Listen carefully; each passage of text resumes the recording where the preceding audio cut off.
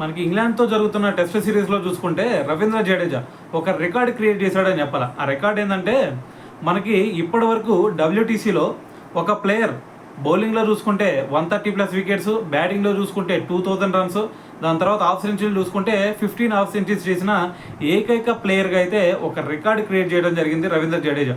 అయితే మరి ఈ రోజు మ్యాచ్లో కనుక ఒకసారి జడేజా పర్ఫార్మెన్స్ చూసుకుంటే నితీష్ కుమార్ రెడ్డితో ఒక మంచి పార్ట్నర్షిప్ బిల్డ్ చేశాడు. సో దాని తర్వాత ఎప్పుడైతే నితీష్ కుమార్ రెడ్డి అవుట్ అయ్యాడో, సో దాని తర్వాత వాషింగ్టన్ సుందర్తో కలిసి అతను హాఫ్ సెంచరీ కూడా కంప్లీట్ చేశాడు.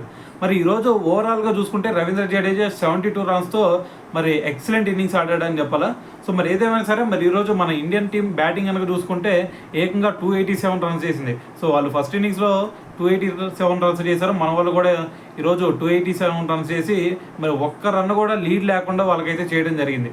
సో మరి సెకండ్ ఇన్నింగ్స్లో మరి వాళ్ళు చూసుకుంటే ఈరోజు ఏకంగా 2 రన్స్ చేశారు, దాంట్లో కూడా క్రాలీ ఆ 2 రన్స్ చేశాడు అనమాట.